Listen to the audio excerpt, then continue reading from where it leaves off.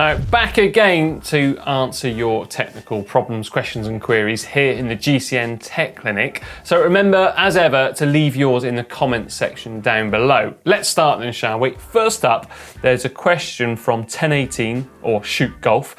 Is there a service life for the glue used on tubular tyres? Is there a way to check whether tubular glue is still serviceable? Right, first up, love that profile picture. I'm a big fan of Dachshunds. Now, on to your actual question though. Well, it does depend, I guess, on how much glue you use in the first place, what type of glue, and also the climatic storing conditions. So if you're storing it somewhere particularly humid, damp, dry, etc., that could well have a bearing on the life of tubular glue. As for a definite answer to that, I'm afraid there isn't one because each case is going to be different. What I would recommend doing though is inflating your tyres to your ideal sort of racing or training pressure, and then just go around and essentially try and rock the tyre backwards and forwards in sections to make sure that that tyre is perfectly well glued onto the tubular rim. If it does move at all, or if there are any gaps, personally I would advise removing it and re-gluing it and starting again. Next up is quite an interesting question. This one is from Sam Hellebreckers, who says, would it theoretically be possible to put their rear brake between the seat stay and the seat tube to improve aerodynamics? They're a big guy with a big bike, so the space is there.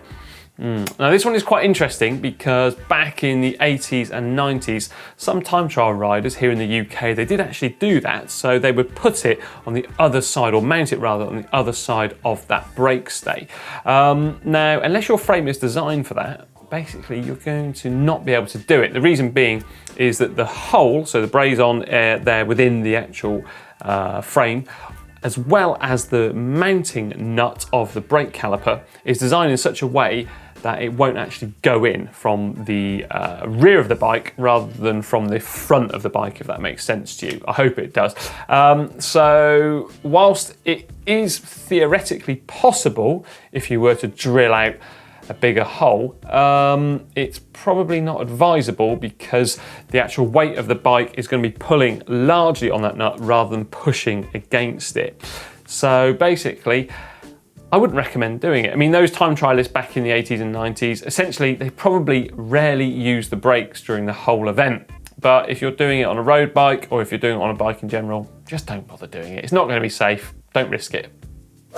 Next up is a question from Tony Summers, who asks, are metal ferrulls better than plastic ones for both brakes and gears? Hi, Tony. Now, I've not actually found the ideal answer to this through using both plastic and metal ones on my own bikes. Basically, my decision is generally done on which fits the snuggest over an outer cable, as well as going into a component. Now, some people in the past have found that either metal ones or plastic ones have tended to creak in cable stops of components, or actually on the braze-ons on frames. So that's also worth bearing in mind there. Now, also worth bearing in mind too is the fact that metal ones, I have known people who sweat a lot have actually managed to get them stuck into brake lever housings, particularly the old metal ones where basically it would form like a galvanic corrosion. So if you're a big sweater, probably wouldn't advise using them. But no, there's no real answer with that one at all. So yeah, basically just make sure they fit nice and snug and everything will be good. Now, Tomaz V wants to know, they recently bought the wrong brake pads because of a faulty description. They're the Shimano R55C for ceramic rims and they have aluminium rims. Can they still use them? Tomaz, stop. Do not use them. Send them back. The reason being, those ceramic brake pads basically are designed for a ceramic type rim, so that means they've got a hardened brake surface compared to a standard one. If you do use those brake pads, basically they are generally of a harder compound and they're going to eat away at your aluminium brake rims, braking surface, sorry, and essentially give you terrible, terrible braking, and in doing so, you're not going to be safe. So return them and start again. Right, here we go then. Kevin Agia wants to know, is the Canyon Aero integrated handlebar compatible with mechanical group sets, or is it Di2 specific? Right, so those integrated handlebars are absolutely lovely, aren't they? I've got a couple of sets myself. Now the good news is there is in fact enough space underneath the handlebar. There's a groove there which gives you enough space basically so you can use both mechanical as well as electronic group sets. There is also like a plastic cover in there too, so that keeps the cables up neatly so you don't have to worry about them dangling down at all or using any electrical tape. So yeah, let me know how you get on. And again, like I say, they are future proof, so if you use them on Di2 or EPS in the future, you are all sorted. Now, Peter K has got a braking problem. How do you adjust the brakes on direct mount brakes? One of their front brake calipers is closer to the rim than the other. With direct mount, there seems to be no centre bolt to get the brakes lined up.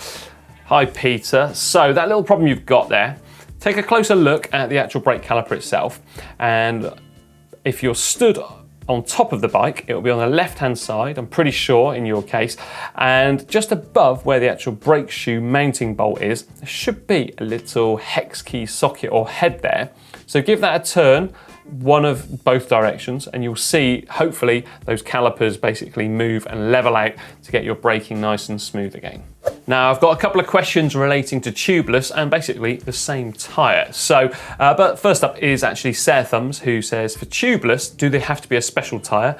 Would a Continental 4 Seasons fit on a tubeless wheel?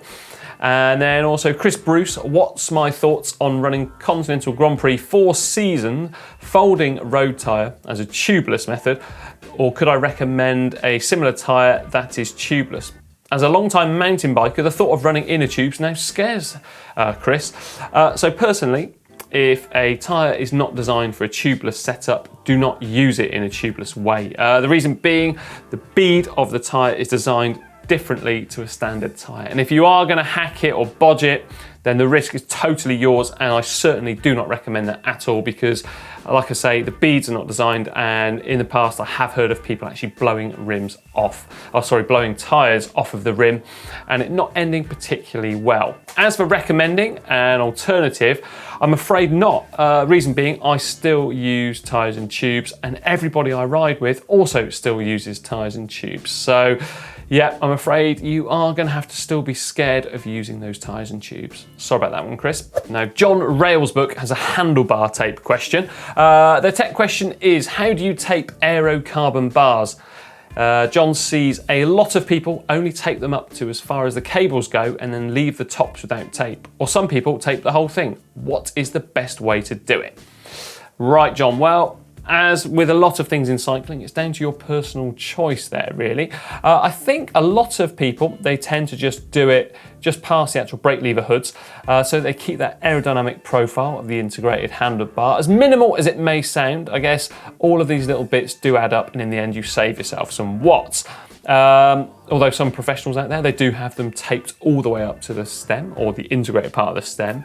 Personally, I tend to have it just past the actual brake lever hoods.